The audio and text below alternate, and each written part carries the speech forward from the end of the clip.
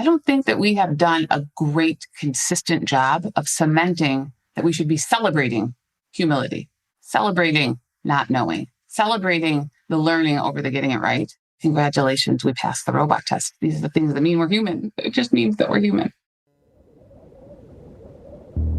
Today's guest is someone who's been sitting with the future of work for 15 years, long before it showed up at every dinner table.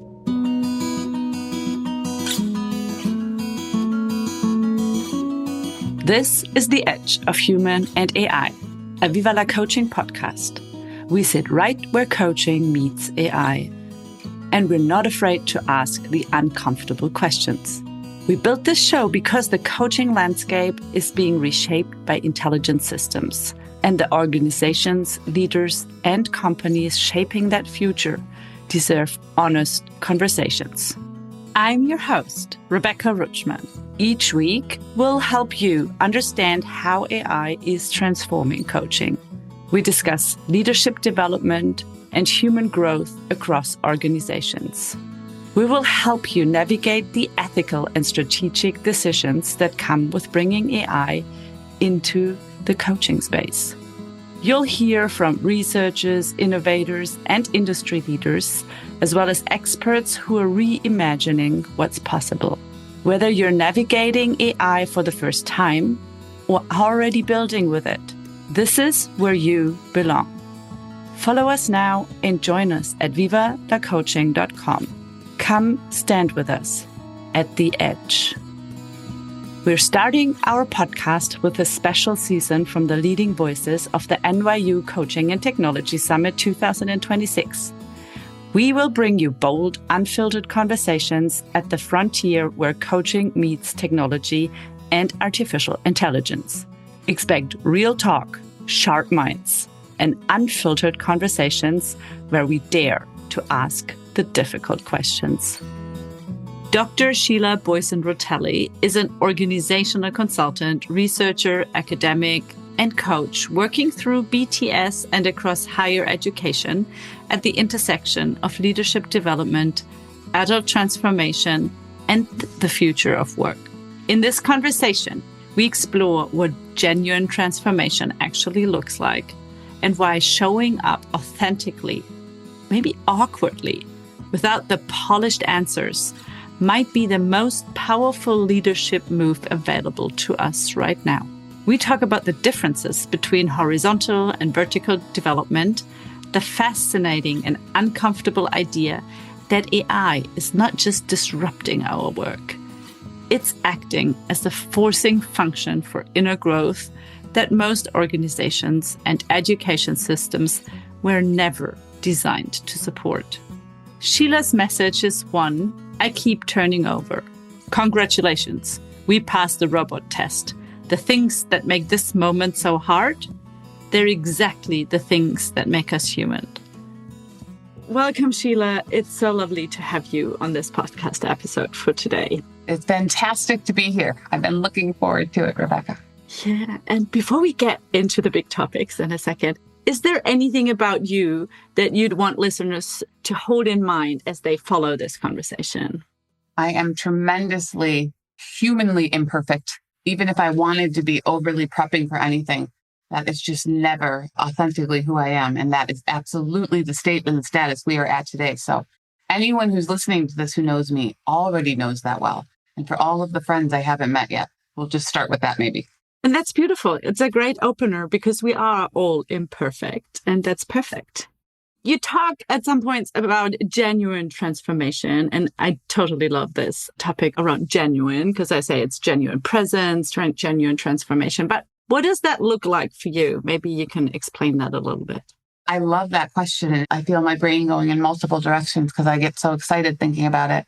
I talk about it, I think about it so much, and there's really just not that set answer on any of it. But I think right now, as we're navigating so much complexity and so much colliding, overlapping change, it's such an invitation for all of us to be in that space. I was facilitating a session yesterday at an insurance organization, and it was about 50 VPs. And we were actually talking about, it was like AI, more like AI application and leading through AI. And being the VPs of the company, they were all coming in You could tell they were a little bit like, how do I show up? I've got to make sure that I'm showing up correctly. And I think just awkwardly, but authentically, I immediately am like, here's what's going on with me. And I invite all of you to lean into whatever that version of authenticity is for you. And even through the screen, you could just feel it. You could just feel it. I think there's a lot right now for us to hold that maybe if we are used to having a level of expertise, a consistent level of expertise, and maybe for some of us, the comfort that comes from that, this is tremendously disruptive. It's not just AI, it's everything going on. And I just experienced it in this room with these 50 human beings yesterday. They didn't know how to show up in that humility, in that saying and owning not knowing. And so how could we take those 2 hours to just try to break through that a little bit to make that feel a little bit more okay? I love being in that space, and it's messy. It's super, super messy. And I know that that in and of itself is uncomfortable for so many of us right now. And it must be hard for leaders who are always the experts, the people that get looked up to from, others are looking up to them. And now they're in this space with everybody else trying to figure it out, because you can't be really an expert at this yet. We're not far down the road. So what do you experience there, the feelings in the room? I think it really is observing exactly that. Anytime that you're meeting with a group or even just more than one person, it is a guarantee that everyone you're meeting with is going to be coming from a different lens, a different space. If you are talking about things like AI, that topic in and of itself, everyone's going to be coming at it from a different perspective. Maybe not necessarily dramatic, but because there's so much unpack around it, because it's so impacting, because there is emotion attached to it for a lot of us. And just noticing as I'm supporting leaders right now, how this truly is one of those things that can also be unifying because of how many of them simultaneously are going through some version of an identity shift. And then their teams are going through a team identity shift. And for many of the organizations, they are then going through the organization identity shift. And you're trying to navigate that in your own space as well. So it feels like a tremendously important time to be supporting each other, be supporting leaders. But it's not lost on me, the responsibility of that, because everyone's navigating so much. And I love that you also mentioned the word humility. I heard it in the conversation with Jonathan Wrights last week too, that we've just experienced something where we know we're just inadequate currently still. And maybe we will continue to be in the future. And that's tough. Yeah, the inadequate. I mean, whatever the word is for us, inadequate really resonates with me personally, just naming that. I don't think we in general, I know this is the big proverbial general we, leadership, I don't think that we have done a great, consistent job of cementing that we should be celebrating humility, celebrating not knowing, celebrating the learning over the getting it right. And this is such a forcing function, but it's still a tension. There's so many tensions right now in all of these spaces, so many tensions. But I think leaning in with that humility, if you can find a way to make that mindset shift for yourself, so no one can magically tell you how to do it. There's no sentence that someone will give you and that will be the unlock.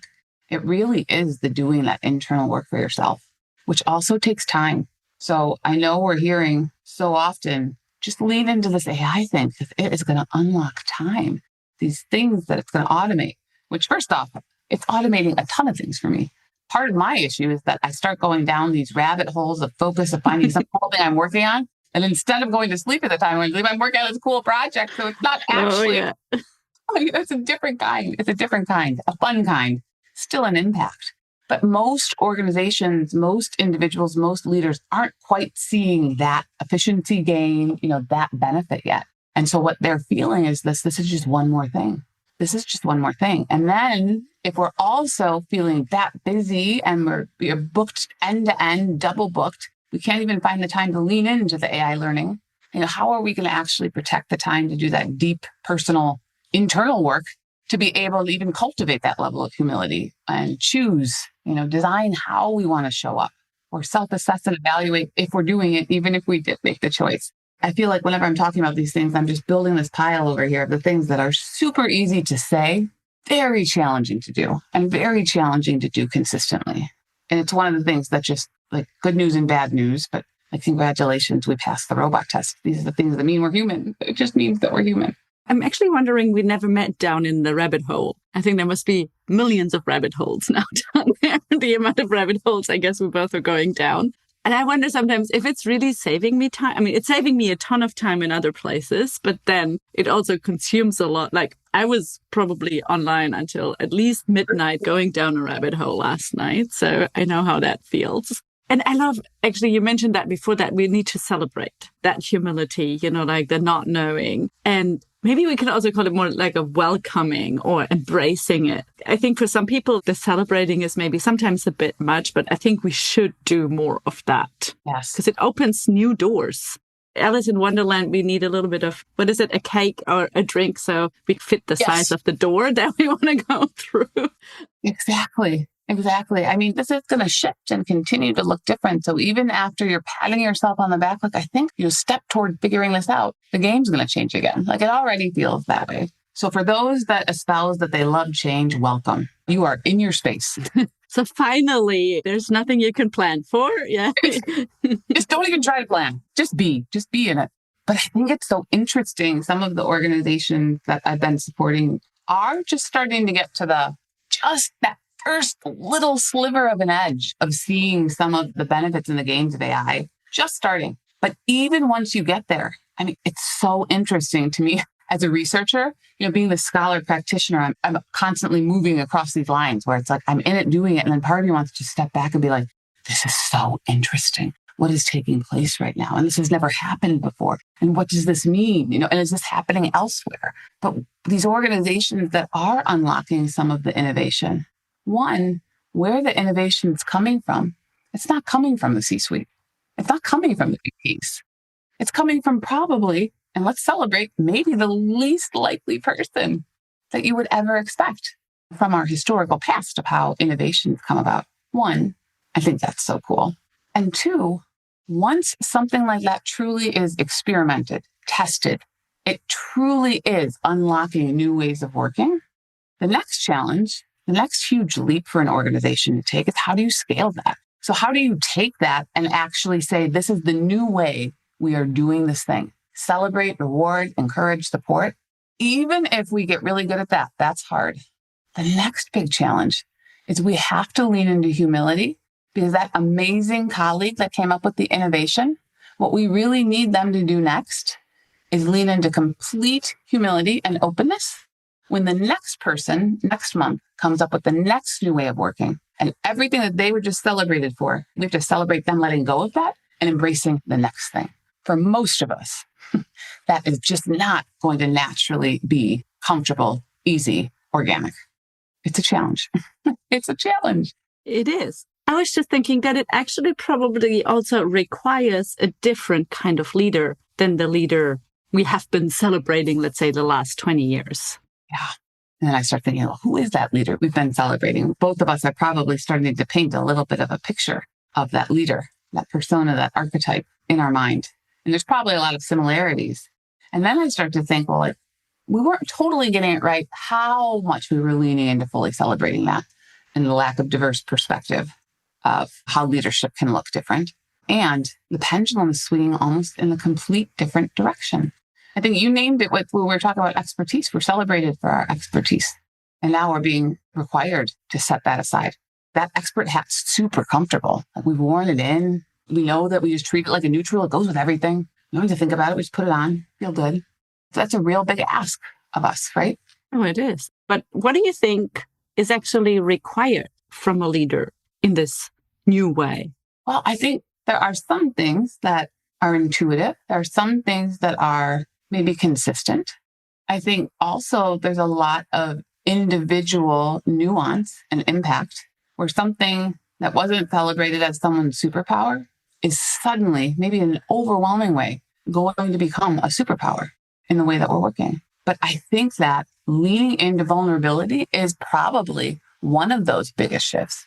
And I don't think that has historically been something that is consistently, universally celebrated, especially in the more standard organic business context, right? We celebrate knowing, we celebrate expertise. We don't outwardly celebrate learning. And we have to get really good at celebrate learning, because when something doesn't work, we have to learn from it so that we can move forward. And we have to learn how to celebrate the learning just as much as celebrating the big innovations that take off and have a big impact. I find that interesting because I've been mainly in the startup scene the last 8 years, and failure gets celebrated. Not really. It's very painful. But once you get up and going again, it just gets celebrated. So they always ask you to fail early, to learn soon, then shift and do it again, and like getting up on the horse again as well. And maybe that's something that we need a lot more in these other industries as well, because they're going to fail now, like quite often looking into the future. There is maybe that interesting shifting of what's working, what's being celebrated, but really what skill sets are going to take us to the next place. So it's interesting to talk about startups. It's been a while. I mean, I still play in the space a little bit, but not predominantly, not exclusively like I did for a while. It's so different, right? So different. But a lot of that innovative mindset, entrepreneurial spirit, those are part of the ingredients, I think, that could really serve us as we navigate where we are right now and what's next on the horizon too. Maybe not completely, because it's also a very overwhelming, very tiring business being in that field. We do want something to work. And you get exhausted. Yeah, you can get exhausted quite fast as well. But I think adopting some of that as well and finding a good balance in between. Brené Brown has been preaching about vulnerability for a long time and how essential that is for leaders. I think we're finally there that they have to do it. There's no other way around. Otherwise, you cannot plan or manage for the changes that are ahead of us. If you're leading a team, leading other people, no matter how many people it is, just that likely and probably a bit uncomfortable position of those people coming to you and saying, what should we do? What's the answer? How are we going to evolve and completely change the way that we're working? I mean, great if someone really does have the answer. I think if they're that set in that level of expertise that they think they totally know, that in and of itself is a good signal. But leaning into co-designing things, that's a hierarchy impact, right? There's a power distance jostling that happens. Co-designing with your team, co-designing with the front line, co-designing with colleagues across. It's not about the hierarchy. It's not about who is barking the orders the loudest. That's not going to help. You need to work with others at eye level. We had this revelation in the last episode I told Jonathan about this German concept of, we call it Augenhöhe, and at eye level in the translation, and how that, what you defined as co-working with others, it's painful because we have to make it work with others with different interests and different belief systems sometimes. But by making that work, I think our opinion and their opinion all gets mitigated. And I think when you find that strong middle ground, I think that where something beautifully can get created. But it's also hard to get there. Let's be honest, in a team. It's not easy to co-create something with others. Never easy to co-create. Even the people that you get along with the most, that you have the most synergy, the least amount of friction, co-creation is challenging no matter what, at different levels. And I think just how much we are going to be pivoting. We've been saying this for a while. So a part of maybe the core of my research agenda that has stayed the same for 15 years, has taken a big pivot towards AI, but has stayed the same, has been the future of work. That's really the core that drew me into academia. That's really the core that drew me into the research thing. Because if you're going to spend this much time in that level of discipline and rigor, you have to really be interested. At least this is my learning. You have to really be interested and love what you're learning. For me, that's the foundation. It's the future of work. Oh, that almost sounded like, space 15 years ago. Now it's like, the future of work. Tomorrow, the future of work. Who knows what the future of work is going to look like next month, let alone next year. It takes on a whole different weight and connotation.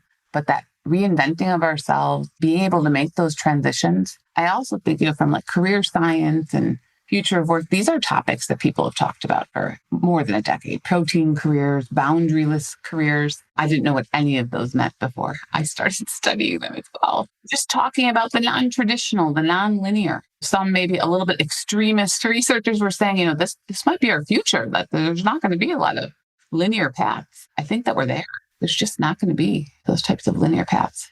You talked about these horizontal and vertical developments of leaders as well. And if we think about this, how does AI now actually shift also, or causes the shift in leaders growing vertically? It necessitates it in a really big way. I think it's one way that I am seeing this play out.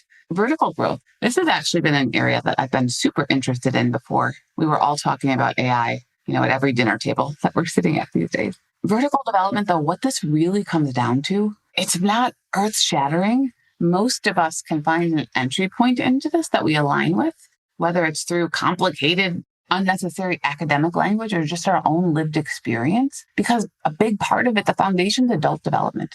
So I think where I struggle or have struggled, and one of the things that keeps pulling me into it because it's so interesting, just as there aren't going to be those straight lines, perfectly clear, clean paths for our own growth and development as human beings, adult development as adults. That is similar to me. So when we say just like a quick orientation, because I never want to assume that everyone knows what the heck I'm talking about with some of this weird stuff, but with vertical and horizontal development, horizontal development is probably the most traditional type of learning and development that most of us are aware. It's adding tools to our toolkit. It's skill attainment. It's that type of learning. And I love some of the analogies, really creative ones, probably thanks to AI, that have been coming out recently, just to kind of be able to help those of us that like to visualize, with metaphors and things like that, what the difference is or how we think about vertical development versus horizontal development. So one of my favorites is probably one of the original ones. Imagine that each of us have a cup. And as we are going through our journey of growing from adolescence into adulthood and beyond, we're adding into our cup. That is our horizontal development of adding skills and learning into our cup. And most of us, with this cup we have, even if it's a really big one, it has a limit. It has a capacity. And as we keep adding over time, eventually we'll hit that limit. We won't have any more capacity to add into that cup. So the difference when we're actually talking about then vertical growth and vertical development, it's not just adding to the cup. It's actually expanding the way that we move through the world, how we think about things, how we can navigate complexity and change. So we're actually expanding the size, the capacity of our cup. So as you move through or move across these vertical layers and levels of development, we are learning how to navigate complexity, getting more comfortable with it, acquainting ourselves, and just that ability to not have it completely shut us down. And so when we say vertical development, it's based on a number of different learning, adult growth and development theories.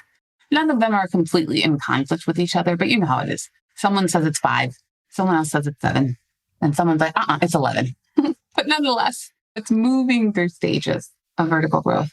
So I think when we talk about what's the impact with AI, it's pushing on us in a way that even if it would have been valuable, even if it would be important for all of us to challenge ourselves to support that expansion of our vertical development, our vertical growth, it really is going to become a necessity because of how much change is happening. I remember when I first started teaching 10 years ago, I taught a change course. It's laughable right now. I mean, it really is laughable. I wish I could find the textbook. To say you move through the S curve of change and you'd go through this and then you'd come over here and you'd go through it, and then congratulations, you've moved through the change.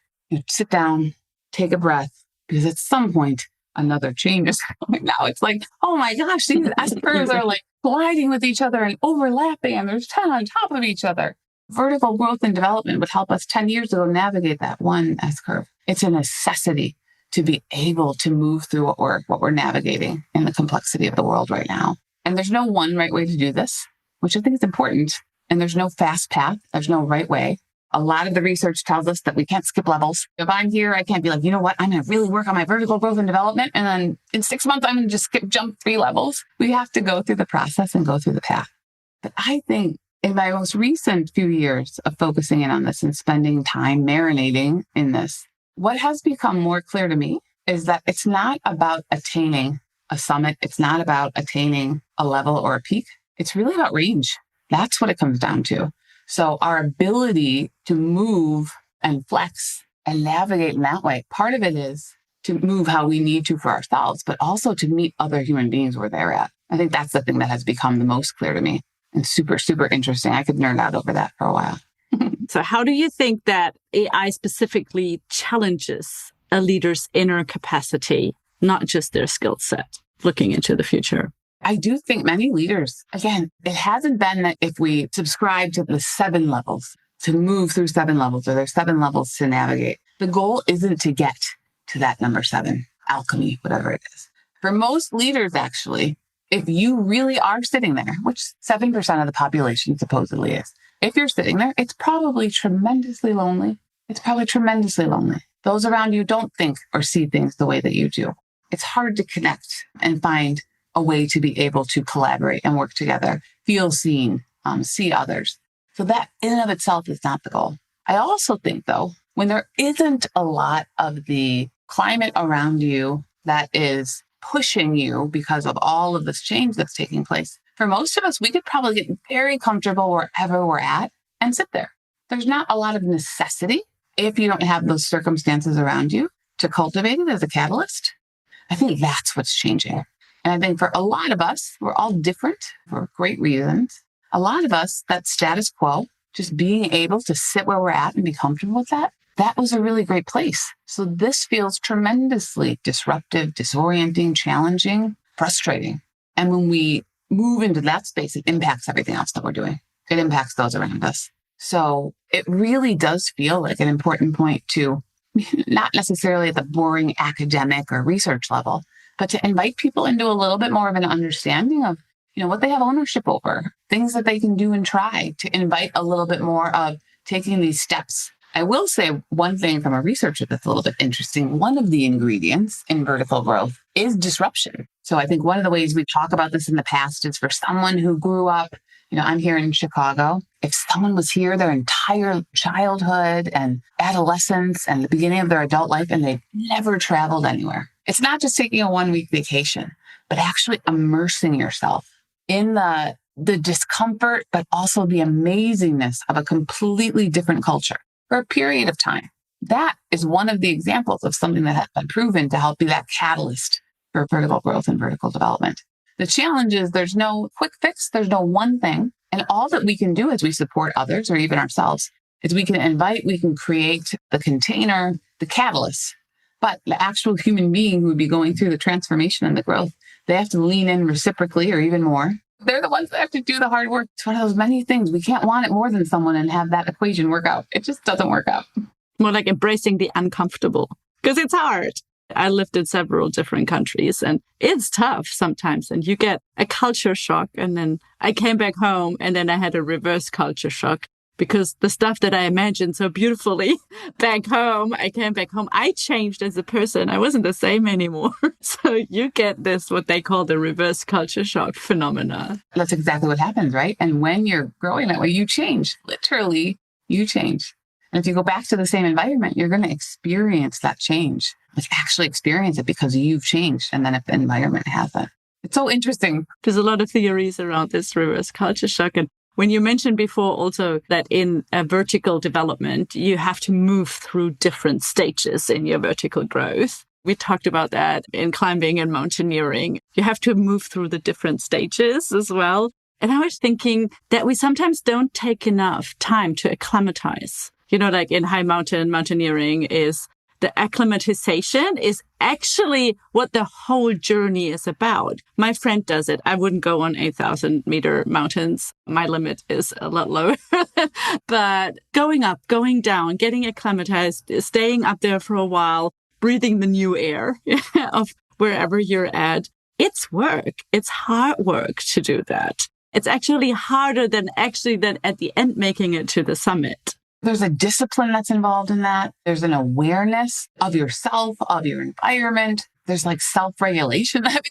All the hard things for us as not just adults, but as humans. Yes. Can I borrow that analogy from you, Rebecca, when I talk about vertical development? That's amazing. Oh, yes, you can, because it's different stages as well, it's also a physical thing. Because it's naturally that we need to adapt with everything above 3,000 meters. It gets hard. And then you have the next level, which is then usually over 4,500, 5,000. And then everything above 7,000, I don't even want to go. Because the lack of oxygen is actually affecting your brain cells. And that always kind of scared me, that lose of control and you don't know what's happening. Not that I have an Einstein brain. I'm not worried about that, but I fully support that. We've got to protect that Rebecca brain. Yes. I'm even thinking of this analogy. I'm getting so excited. I never would have thought it because it's not my own lived experience, but I feel so invited into it in the way that you're sharing it. Even if you did go to the summit, but everyone else, something happened or they weren't able to, they're staying back at the other altitudes. It might, for most of us, for some of us, as we reach the summit, that could feel great. You're there. You're in it for a moment, whatever it is. But for most of us, even those of us that get our energies from self-reflection and, alone time, you're going to reach a point of loneliness. You can't sit there by yourself for forever. You're very lonely. Sitting in these tents and getting acclimatized. There's bad weather out there. What do? You just have to sit with yourself. And your cell phones don't really work up there. Yeah. So. Oh my gosh. Exactly. None of these stages of vertical growth are bad or worse than the others. They're just different stages. I think sometimes when we put a name to them, we all have connotations. But there's the expert and the achiever that kind of sits in the middle of it before we hit individualist or strategist. The expert helps us so much at that point in life. It gives us confidence, right? It gives us the tools and the skill set that can help us to reach up and start moving toward, that next altitude and things like that. But you see it. I love to watch it even in my kids. I can see it. And I can see when they're stretching and reaching outside of it. The expert, if you think about a dance floor, the experts are going to be on the dance floor and they're kind of looking around, making sure that they're doing the right moves. What is everybody else doing? And it takes effort and there's value in being able to coordinate like that. And then as you move to the individualists, they're like, I definitely don't want to be doing that because that's what everyone else is doing. And I don't even care if someone's looking at me the wrong way. So if we think about our strategists and alchemists that are able to step up to the balcony and look down on that dance floor, they're able to see all of it. They can see how valuable and interesting it is to see the diplomats and the experts moving in such coordination and can appreciate the individualist that's just doing their own thing over there. There's no right or wrong answer, but the more that we support ourselves to be able to reach up, stretch to, and navigate, at least have the range of moving across, the easier it's going to be for us to support ourselves and others as we're navigating change and complexity and moving through it. Not just for ourselves, but also for those around us, those that are the recipients of our leadership, the recipients of our care, our families, all the things. I love that we're on this learning path. And I would just like to shift a little bit the direction and also get because I have you here now and you're also teaching and you're also working as an academic. So what breaks down, in your opinion, first in traditional teaching models and training models? When the world that we have now changes so fast, can curriculums even keep up? I do feel like it's particularly illuminated, highlighted in higher education right now. There's other areas that are similar, that you can see this, but that is particularly impacting education, higher education, learning. If we think about the systems these institutions were built on, they were not built for change. They weren't. That's just an uncomfortable truth, but I think we need to say that truth because once we have that awareness, once we can say that truth, that's when we're inviting to be able to step into choice, design, doing something different. And Sheila's opinion is we definitely need to be doing something different. We cannot just be moving at the pace in the exact same direction, looking only at the one single spot that we've been looking at for 20 years or 30 years or 40 years. That spot doesn't even exist anymore. And the accountability, the responsibility, if we really think about who we're serving, in these roles of education and what a disservice it is to them if we don't change. I don't know what the right answer is. I shift daily, hourly, back and forth between, like the overwhelm, a little bit of fear around it. And from a balance perspective, it might not be much more than 50% some days, but every day it is more than 50% that I am spending in, one, curiosity, but also optimism. I think we're very capable of transforming this in a direction that it needs to go. But it takes more than one person. It takes more than one institution. It takes more than one idea. It's a seismic shift. And it's one of many seismic shifts that need to happen at a pace that we've never really had to move before.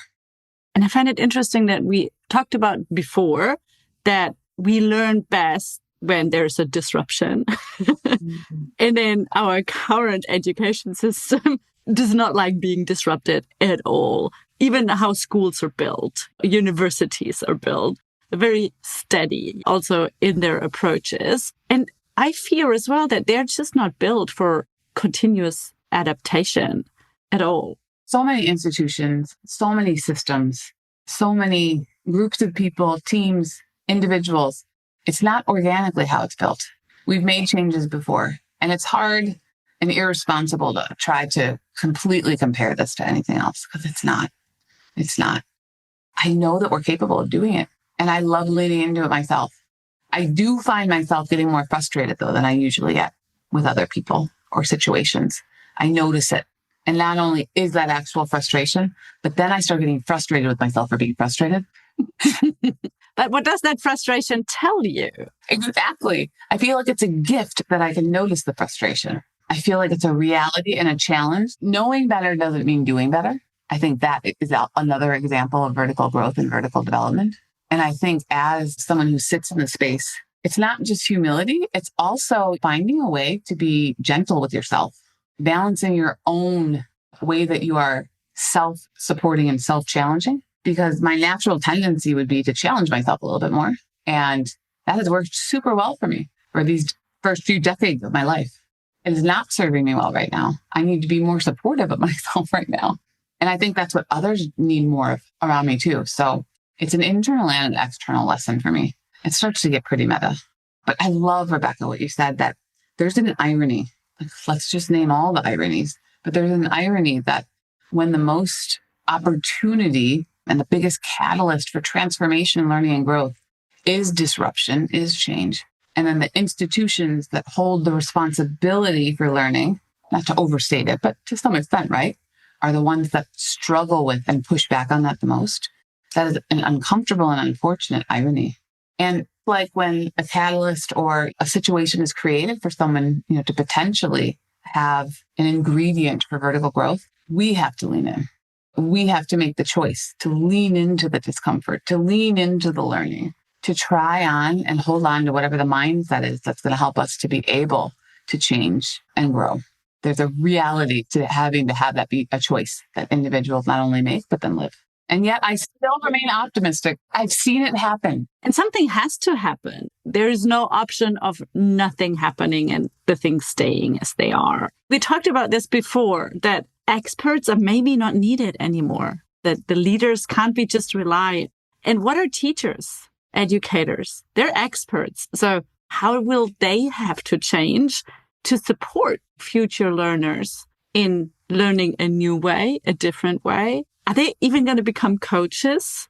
I didn't plan for this, honestly. I promise. It was just popping up in my head that they have to become more or incorporate a coaching mindset to just accompany the learners on their learning journey, also in different subjects and exploring these topics, maybe from a different perspective. I'm very, let's say, emotional about just frontal teaching, like staying at the front, telling everybody what they need to learn, instead of the learners exploring it for themselves and learning on their own. My son can't do it, for example. It doesn't work for him. His brain shuts off after 10 minutes. He's on the ADHD. It's in English now, so it's the ADD spectrum. Yeah, so without the H in it, his brain just shuts off. That's what it naturally does. And we have a lot of these learners as well. And then maybe the way the teacher learned it 10, 15, 20 years ago, if we're lucky, are just not the right way to do that anymore. So they have to learn the humility too. And these kids are just absolutely capable of learning on their own as well nowadays. Yeah, I don't know how old yours are. My oldest is 14, turning 15. He's really good at just doing it all by himself. I mean, what a shift. Yeah, I have a 13-year-old as of a week ago, 11-year-old, and my boss is 7. So that's the ring. That says it all. We now know who the boss of the family is. Let's just get that out there. Yeah, absolutely. I think there's so much complexity wrapped up in this, of course, and we're naming that. But even as we talk about what has been celebrated for the tenure of the careers of these individuals, I mean, maybe some of them have only been doing this for 5 years. Some of them have been doing it for 30 or more. And what has been celebrated in that trajectory and rewarded over and over and over, louder and louder each year, is that expertise. And now we're saying everything that has been celebrated and rewarded for the entire duration of your professional career and identity, we need you to completely let go of that, set that over there, and come over here to something new. And we're saying that to people who are experts, disciplined, celebrated, true, valid experts. And that's not what we need right now. That's not what we need anymore. I love just the idea of coaching and how can we bring more of that coach approach into this. A lot of what I have done in kind of my portfolio career, yes, coaching, but also facilitation, small and large group facilitation, which is very clear to me that that's different than training. And as I have entered into my academic career, I might have been kind of the odd duck in this, but it's probably serving me now. I've never been the sage on the stage. Nothing about that is comfortable to me. I don't think anyone has needed that now or then, but a facilitated approach. My perspective has been, and I probably had, one of the things I held very tightly, and I try not to hold too many things tightly, is in order to get the best out of any experience of being in a classroom or learning, it's if we're co-creating the learning. And every time I have an opportunity to be with a group of students, which predominantly are graduate students, naming that, or one of the coach training programs that I've accredited, I leave those experiences thinking, oh my gosh, I hope they got half as much out of this as I just got from being with them. It almost feels selfish. It's like, how did I land this job?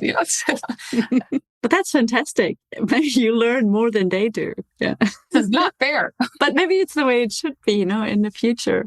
Coming to a close, unfortunately. But I have one beautiful question left for you. What gives you the most hope? You said before you're very optimistic. I think my 7-year-old gives me the most hope.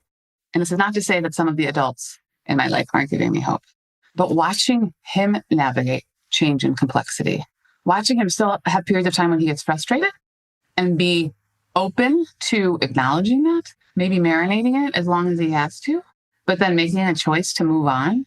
And how I've started to see that he is able to start, even if he doesn't know that he's doing this, that might not be fully intentional yet or have the language to say what he's doing, but he's cultivating that in his older brother and sister a little bit too. Don't tell him I said this because he's actually grounded right now. And there's a lot of things with him that are frustrating, but it's so beautiful. And hope is exactly the word I would use. It's exactly the word I would use. I love that question, Rebecca. You're welcome. And maybe we can use that type of hope also to ignite something in ourselves, taking on the mindset of your son. I love that. Of your boss, like you mentioned before. So your little boss. Yeah. So hope we have more bosses like that in the future. In some ways, it's the right kind of boss, right? Yes, that's what you want. So thank you so much for this beautiful conversation today, Sheila. I really appreciated it. Thank you so much, Rebecca. Have a great rest of your day. Thank you. What stays with me after this is the idea Sheila offered so quietly. It's not about attaining a summit. It's about range. We live in a world that glorifies the arrival, the credential, the getting there, the expert hat, worn so comfortably, you forgot it's on. And into that world, Sheila brought a completely different way of measuring growth. Not how high you can climb, but how extensive your range is, how much complexity you can hold without shutting down, how well you can meet other human beings where they are, especially when you don't have the answer they're looking for. And yes, I think the era of experts is over. And maybe that's a relief. As a leader, you don't have to be better. Humility and not knowing is what you need to practice to sit with. It will be the only way how we can deal with the future ahead. All the links and resources Sheila mentioned are in the show notes. And if something in this conversation landed, share it with someone who's still holding their expert hat a little too tightly. Because sometimes all it takes is hearing someone say, the hat is optional. Until next time, stay human. That's it for today's episode of The Edge of Human and AI, a Viva la Coaching podcast. If this conversation opened something up for you, the best thing you can do is share it. Send it to a colleague, a client, a fellow coach, anyone who's asking the same questions you are. The more of us standing at this edge, the better the conversation gets. Follow us on your favorite podcast app so you never miss an episode. And come find us at vivalacoaching.com, where you'll find resources, community, and conversations you won't find anywhere else. We'll be back next week with another voice from the edge. Until then, come stand with us at the edge.